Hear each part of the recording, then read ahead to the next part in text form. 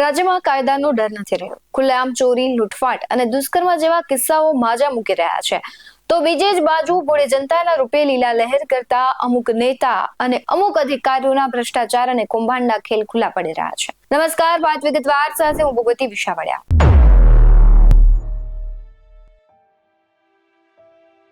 રાજ્યનું રાજકારણ અને સમાજકારણ બંને ગરમાયું છે. રાજ્યમાં રાજકીય પાર્ટીઓને જનતાએ લેસન કરવા બેસાડી દીધી છે. ભાજપ હોય, કોંગ્રેસ હોય કે આમ આદમી પાર્ટી હોય, વિસાવદર અને કડીની ચૂંટણી બાદ પરિણામોએ તેમને જવાબ આપ્યો છે કે જનતાની શું તાકાત છે. તો હવે કોંગ્રેસ અને ભાજપ બંને પ્રદેશના નેતાઓ વિશે મનોમંથન કરી રહ્યા છે. કેટલાય સમયથી કોણ બનશે ગુજરાતના ભાજપના પ્રદેશ પ્રમુખ તેની વિચારણાઓ ચાલી રહી છે. હજી પણ પ્રદેશ પ્રમુખના નામની ચર્ચા છે તે થઈ નથી, નામ જાહેર નથી થયું. હજી નામ જાહેર નથી થયા ત્યારે કોંગ્રેસે પણ રેસ અને લગ્નના ઘોડાને અલગ પાડ્યા છે. ત્યાં પ્રદેશ પ્રમુખે જ રાજીનામું આપી દીધું. કોંગ્રેસની પડતી બેઠી હોય કે શું હોય, કારણ કે કોંગ્રેસ એક સાંધે ત્યાં 4 તૂટે છે, એક સાંધે ત્યાં 13 તૂટે છે. પણ આ બધાની વચ્ચે આમ આદમી પાર્ટી પાયાને મજબૂત કરવા અને આપેલા વચનો પૂરા કરવા મેદાને ઉતરી ગઈ છે. ગઈકાલે સુરત ખાતે સંમેલન દરમિયાન આમ આદમી પાર્ટીના વિસાવદરના ધારાસભ્ય ગોપાલ ઇટાલિયાએ ભાજપ પ્રદેશ પ્રમુખ અને જળશક્તિ મંત્રી સી.આર. પાટીલને ખુલ્લી ચેલેન્જ આપી છે. શું કહી રહ્યા છે ગોપાલ ઇટાલિયા, તેના પર નજર કરીએ. અત્યારથી આપણે સમયમાંથી શીખીને જવાનું છે, કેમ કે સમયની થપાટ લાગી ગઈ છે. આપણે એ જ શીખીને અહીંથી જવાનું છે કે હવે પછી આમ આદમી પાર્ટીના કાર્યકર્તાએ ખૂબ જનસેવા કરવાની છે. માત્ર ગોપાલ ઇટાલિયા ધારાસભ્ય બન્યો હોત તો ગોપાલ એકલો નાચતો હોત. ગોપાલ ઇટાલિયા એકલો ધારાસભ્ય બન્યો હોત તો 4-5 જણા આગળ બેઠા ઈ નાચતા હોત. ગુજરાત આખાના હજારો લોકો ધારાસભ્ય બન્યા ને એટલે બધાય નાચે. આ ચૂંટણીમાં ગોપાલ નથી જીત્યો, જનતા પોતે જીતી છે અને એટલે જ તો જનતા ઉત્સવ મનાવે છે. નહીંતર રાજનીતિમાં મત ગણતરીની બપોરે 3 વાગે ત્યાં લગભગ બધું ચોખ્ખું થઈ જાય કે કોણ આવે છે ને કોણ જાય છે. સાંજે 7 વાગ્યા સુધી નાચવા ગાવાનું બધું પતી જાય. બીજે દિવસે સવારે 10 વાગ્યાથી રાબેતા મુજબ બધું હોય. બીજા દિવસની ઉજવણી લગભગ કોઈ ચૂંટણી ન હોય. આ ગુજરાતના ઇતિહાસની મેં મારી જિંદગીમાં જોયેલી પહેલી ચૂંટણી છે કે 1 અઠવાડિયું થવા આવ્યું તો કોટો ઉતરતો નથી. આખું ગુજરાત હિલોળે ચડ્યું. હજુ માણાનો હરખ ખમાતો નથી અને હજુ તો વિધાનસભા ગયો નથી. ત્યાં 1 અઠવાડિયાથી હરખ, એક માણસના ચહેરા ઉપર સ્માઈલ છે, આંખોમાં ચમક છે. એ હું કામ છે? ગોપાલ ઇટાલિયા જીત્યો એટલે નહીં, પણ એમ લાગતું હતું કે મારું સપનું મરી જાય, મારું સપનું નહીં જીવે. ક્યારે આ જાશે, ક્યારે થશે? હજારો માણસ અંદરથી હરેરી ગયા હતા. હજારો માણસને એક પ્રકારનો આમ થડકો લાગી ગયેલો, ભાવ નહીં થાય કાંઈ. માણસ કંટાળીને ઘરે ગઈ ગયેલો. અને એમાં વિસાવદર વાળાએ આમ આદમી પાર્ટીના ખોડે એક કોડિયું પ્રગટાવ્યું ને એક જ્યોત જળગીને એ વાતનો રાજીપો બધાના ચહેરા. અને હજી તો એક કોડિયું હળગાવ્યું, એક નાનો ટમટમિયો દીવો વિસાવદર વાળાએ કર્યો. પણ એ દીવાનું અજવાળું ગુજરાતના ખૂણે ખૂણે સુધી પહોંચ્યું છે. દોસ્તો, કેટલાય વર્ષોથી આપણે વાટ જોતા હતા કે ક્યારે થશે, કેમ થશે, કોણ કરશે. ગુજરાતની જનતાએ ઘણા એકત્રા કર્યા પણ ફેલ ગયા અને હરેરી ગયા હતા. ખાલી ભાજપથી નહોતા થાક્યા, સામે જેમાં અખતરા કરતા ને એનામાંય થાક્યા હતા.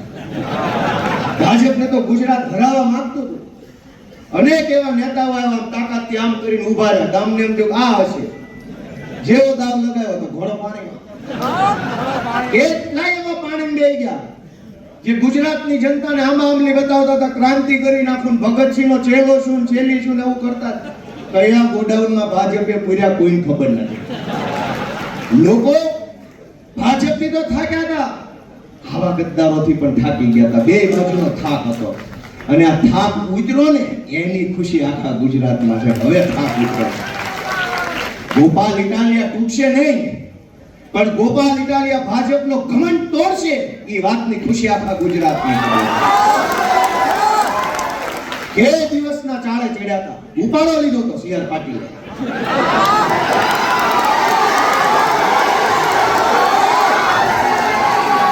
સી.આર. પાટીલે ગુજરાત આખામાં ઉપાડો લીધો કે ધારું એને તોડું, ધારું એને પક્ષ પલટો કરાવું, ધારું એને જેલમાં પૂરું. દોસ્તો સી.આર. પાટીલે ઉપાડો લીધો, અહીંથી ધારાસભ્ય તોડું, અહીંથી તોડું, ત્યાંથી તોડું, ઓલાને લઈ લઉં, આને લઈ લઉં, આને લઈ લઉં. ગોપાલ ઇટાલિયા સુરતની બજારમાં ઉભો રહીને ચેલેન્જ મારે છે કે સીઆર પાટીલમાં દમ હોય તો હવે પછી ગુજરાતનો એક કઈ ધારાસભ્ય તોડીને ખાલી ચૂંટણી કરી બતાવે. હું જોઉં છું કોણ છે. હવે 55 કરાવે અને ચૂંટણી લાગે, પેટા ચૂંટણી ગુજરાતની ગમે એ સીટ ઉપર સીઆર પાટીલ સામે મોરો નો મારી દો. દોસ્તો, ગુંડાગીરીની હદ વટાવી પાટીલના કામમાં. દોસ્તો, રાજનીતિને ખાડે લઈ જવાનું, તળિયે લઈ જવાનું કામ આ સુરતની ટોળકીએ કર્યું. દોસ્તો, મને એ વાતનું એટલું બધું દુઃખ છે એ વાતનું કે આમ ન હોય. આ ગુજરાત સરદાર પટેલ, મહાત્મા ગાંધી જેવા પુરુષોનું ગુજરાત છે, જેણે આખી દુનિયાને દિશા બતાવી. ગાંધીજીએ સત્યાગ્રહનો, અહિંસાનો, લોકશાહીની લડત લડવાનો રસ્તો આખી દુનિયાને બતાવ્યો. એ ગાંધી આપણા ગુજરાતના. જે સરદાર પટેલે માણસને બળુકો બનાવવાનું કામ કર્યું, ખેડૂતો માટે સત્યાગ્રહ કર્યા, સરદારનું બિરુદ મળ્યું ખેડૂત માટે લડતા લડતા. ઈ ગાંધી અને ઈ સરદારના ગુજરાતમાં બુટલેગરોના હાથમાં સરકાર આવી. એ વાત ખટકે છે મને. ઈ વાત ખટકે છે કે ગાંધીનું ગુજરાત બુટલેગરના હાથમાં ન હોવું જોઈએ ભાઈ સાહેબ. અને અમે હાથ ઉપર હાથ રાખીને નિરાશ થઈને બેસી રહેવા વાળા માણસો નથી.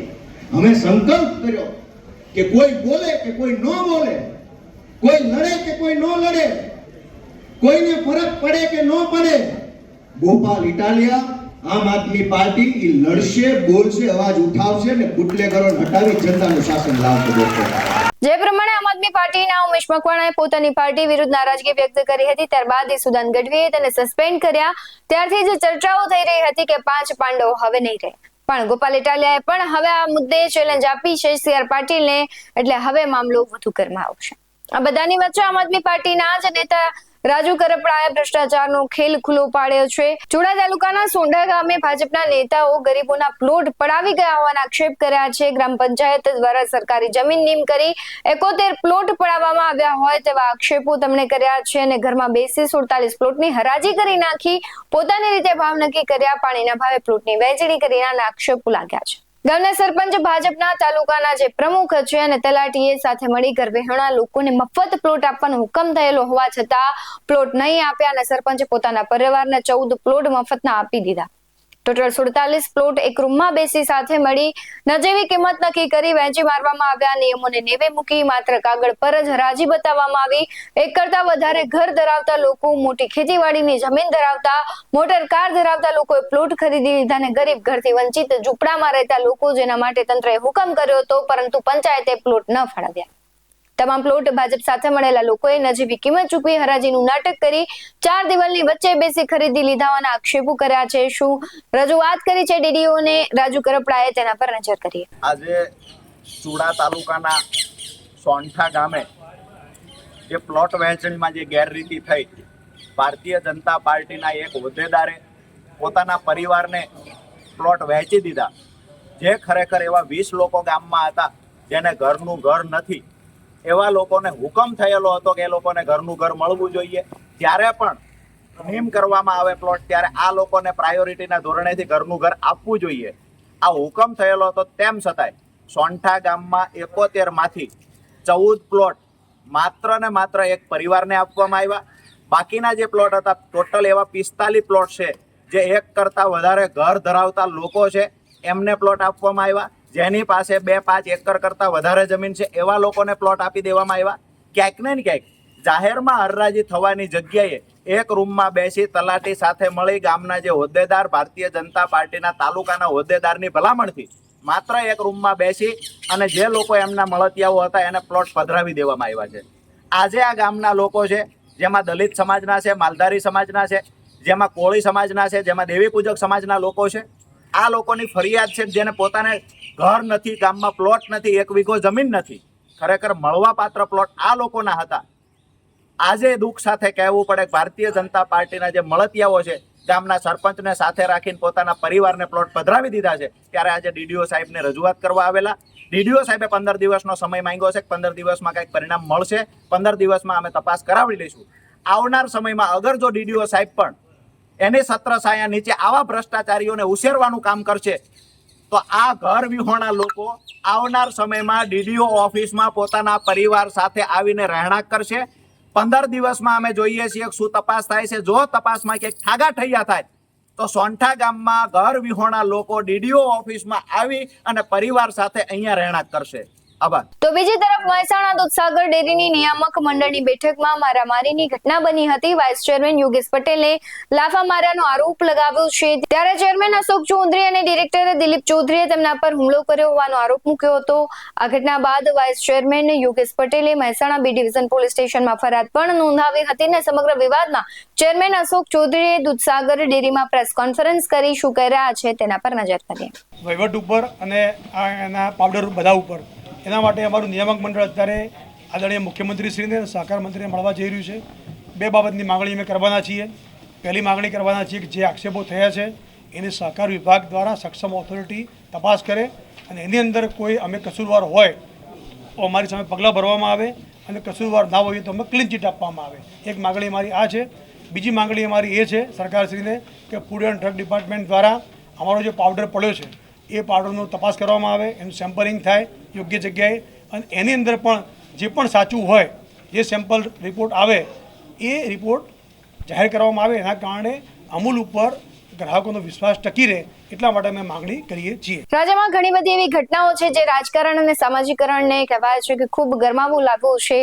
એક બાજુ પાટીદાર જે આગેવાનો છે તે સુરતમાં પહેલા તેમણે મીટિંગ કરી હતી, ત્યારબાદ ગાંધીનગર ખાતે છે તેઓ ચર્ચા વિમર્શ કરવા માટે ભેગા થયા હતા અને હવે જે કહેવાય છે કે દૂધસાગર ડેરીનો મુદ્દો હોય, ગોપાલ ઇટાલિયાનો હોય, ખૂબ રાજ્યના રાજકારણમાં ગરમાવો આવ્યું છે. તમને શું લાગી રહ્યું છે કે જે ભારતીય જનતા પાર્ટી ઉપર ભ્રષ્ટાચારના આક્ષેપો છે જે આમ આદમી પાર્ટી લગાવી રહી છે કેટલા સાચા છે કેટલા ખોટા છે અને મહીસાગર જે દૂધની ડેરીનો જે વિવાદ ચાલી રહ્યો છે તેમાં શું હકીકત છે તમે કમેન્ટ કરી જરૂરથી જણાવજો. આવા જ વધુ અહેવાલો સાથે ફરી મળતા રહીશું. તમે અમારી યુટ્યુબ ચેનલને સબસ્ક્રાઇબ કરવાનું, અમને ફેસબુક અને ઇન્સ્ટાગ્રામ પર ફોલો કરવાનું ભૂલશો નહીં. બાકી અમને અપડેટ્સ મેળવવા માટે આપ જોતા રહો BS9 TV ન્યૂઝ. નમસ્કાર.